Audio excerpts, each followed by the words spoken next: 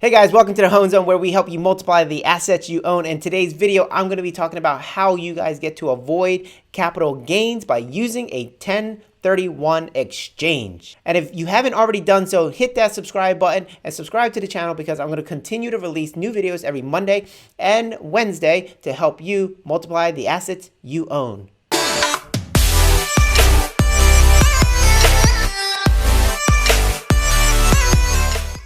The 1031 exchange program is one that is really misunderstood. A lot of people think you can use it for flipping. You can't. What a 1031 exchange program or product is supposed to do is allow you to go from one asset to another asset. You're going to sell one property that you held as a rental, and then you're going to go buy another property that you intend on holding as a rental. Flippers need not apply here. Now, how does it work and what are some of the misconceptions that people have?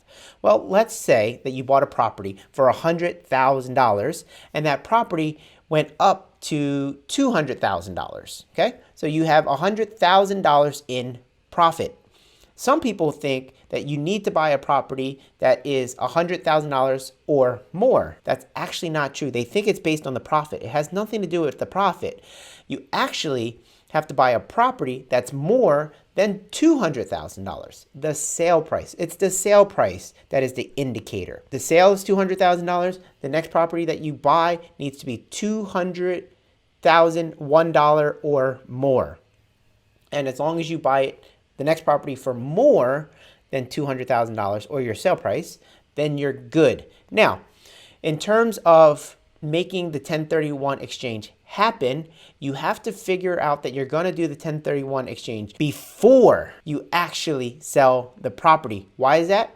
Because you have to hire a third-party intermediary. That's a company that's going to hold the money for you. When you sell the property, they will get all of the money that you would have gotten. You can't sell a property and then think, okay, now I'm going to do a 1031 exchange. It's too late. The money has already touched your hands and went into your pocket. What you got to do, again, is hire that third party to hold on to the money for you. Now, let's say you did that. You hire the third party, they hold the money for you. We bought the property for $100, and let's say we got a mortgage for $100, and then we sell the property for $200. That means you would have walked away with $100,000, but instead of walking away with it, it's in that third party company. Now, you're going out and you're looking for a property to buy, and you found the beautiful property and it's worth $300,000. You have $100,000 with this third party company. How do you buy that next property? Well, you're going to go to the bank and you're going to get a loan for it, or you're going to make up that difference with cash. Now, it could be your cash or it could be an investor's cash. You can raise private money to come up with that difference. You have $100,000 to put into that next property. Here's why it's really cool and why you may want to consider doing it. Let's say that property that you bought for $100,000 that appreciated to $200,000. Let's say that property you were renting out and you were cash flowing $500 per month. Now, when you bought the $300,000 property, maybe that was a duplex, maybe that was a triplex, right? Let's say it was $100,000 per unit. You bought one unit for $100,000 over here, and that cash flowed $500 per month. Over here, you're buying a triplex for $300,000, and each unit now generates $500 cash flow. That means this property over here is generating $1,500 per month, whereas this one over here was only generating $500 per month. You're going from this one to this one. Now, what changed?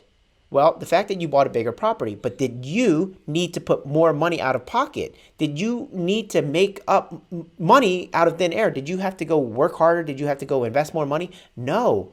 All you did was you sold a property that appreciated. So you went from 100 to 200. It appreciated. You sold that, and then you took on more debt. You leveraged the bank, and you increased your buying power to now $300,000 from the $100,000 that was over here. You bought this one for 100. You're buying this one for 300. Nothing changed in your life. You're just leveraging more.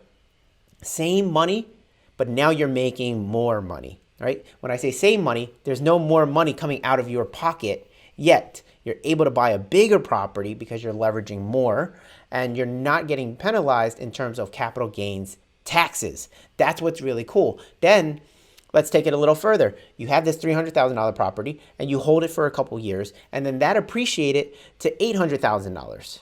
right? That appreciated to $800,000. Remember, you borrowed $200,000, so you have a $200,000 mortgage here. You sold it for $800,000. Now you're pocketing $600,000. You take that $600,000 and then you go to the bank and you say, hey, bank, I'm trying to buy a bigger property, right? 6, 12, 18. So now we're going 1.8 million, right? You're going to go buy a property that's $1.8 million. You still didn't pay any capital gains taxes because you keep kicking it down the road. You're buying a $1.8 million property and you're making, and let's say that's a 20 unit building, right? That's a 20 unit building. You're making $500 per unit. You see, all of a sudden you're making way more money and you didn't necessarily have to come up with any more money. You started at a $100,000 property and now you're buying a $1.8 million property and no extra money needed to have been generated from you. You're just leveraging that the appreciation that occurred, as well as using the tax laws to your benefit. Power of 1031 exchange.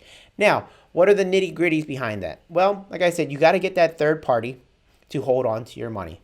That's easy. You just pick a company. Now, be careful which company you pick. You want to pick a reputable one because they're going to be holding on to your money. And if they flee the country with your money, then you are out of luck. Pick a reputable company to hold that money for you. And then when you go and buy the next property, you're going to have to figure out how you're going to make up that difference in pricing. Usually when you sell the property, you got to pay off the mortgage that you had and you're going to have to make up that difference, right? So you're going to have to figure out that next debt. Now, in terms of buying that next property, there are two things that you have to be mindful of. The time that is required to identify the property and then the time to close on the property.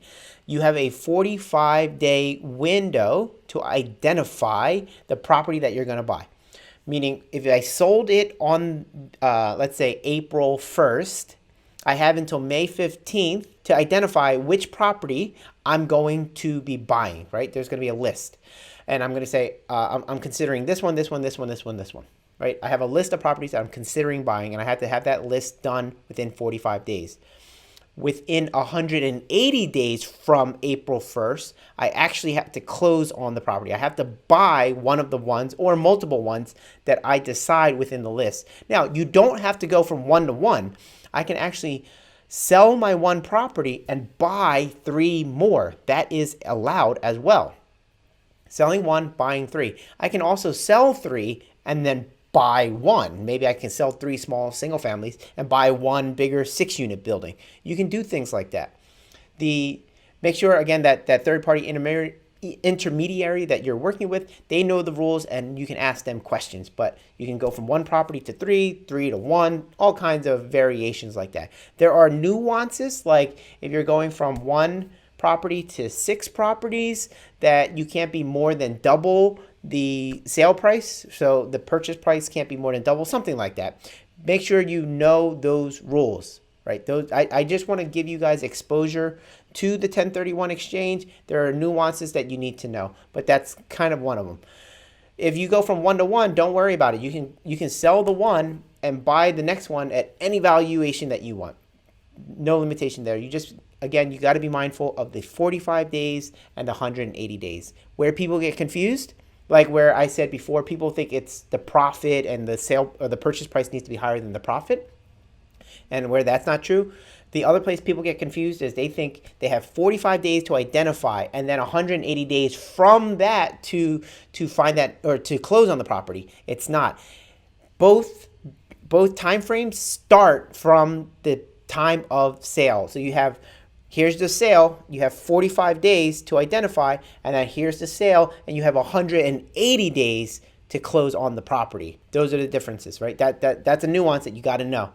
45 days, 180 days. You can also do a reverse 1031 exchange. You can buy the property first and then figure out what properties to sell afterwards. So that's a really neat trick. If you already found a property that you want to buy, you buy the property. Now it's a matter of you selling a property to do a 1031 exchange with. Some people might think that's a little easier.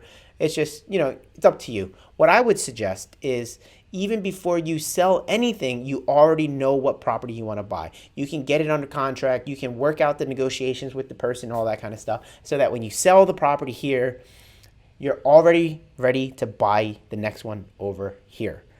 That's the best way to do the 1031. Where I got stuck one time was I sold a property. I hired the 1031 exchange company beforehand. They held on to the money, and I could not identify or purchase my next property in time. So what happened? The third-party intermediary gave me my money back, and I paid their fee for no service rendered other than them holding on to my money. That was my bad. I didn't know any better. And I'm just trying to share with you guys my little mistake so that you don't make the same mistake, right? But that's the 1031 exchange. Leverage that for you to save money on taxes so that you can scale up and create more passive income. If you buy one property, it appreciates, you sell it, you take those gains, you buy a bigger property that has more units, that pays you more money, then you win. That's the game, right? Just keep on scaling up. Here's what's really cool. You're never having to pay the taxes until you sell the property and don't 1031 exchange it further, right? The tax savings stop when you stop rolling into the next property. You're just kicking the can down the road until some point down the line when you finally sell the property, cash out completely, and voila, you got to pay all the back taxes for everything. What you can do at the end, which is really cool, is you can just give away the property to a nonprofit. You never have to pay the taxes. And then you have this giant write-off for giving away a property, and voila, the game of the rich. Learn that. Talk to your CPA. Talk to your attorneys.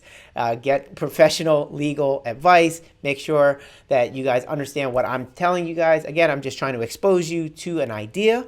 But that's a cool trick, right? Kick the can down the road and then donate. And then voila, you win. Really cool things that you get to do with real estate if you learn the rules, and that's what you're learning here. If you guys want to learn even more rules, more cool tricks to help you save on taxes, to help you make more money, how to create more passive income, check out hoanzone.com. That's where I have all of my trainings that are going to be coming up to help you become a better investor. If you like this video, definitely hit that like button and share it with your friends because they also want to become real estate investors. They just might not be telling you, but if you share a video like this with them, they're going to be like, wow, I am interested. Let's talk about becoming real estate investors together. And it's better when you do it with friends. Okay, guys, thank you for watching this video all the way through, and I hope to see you in the next video. If you haven't already hit that subscribe button, hit it now so that you'll be notified when the next video comes out.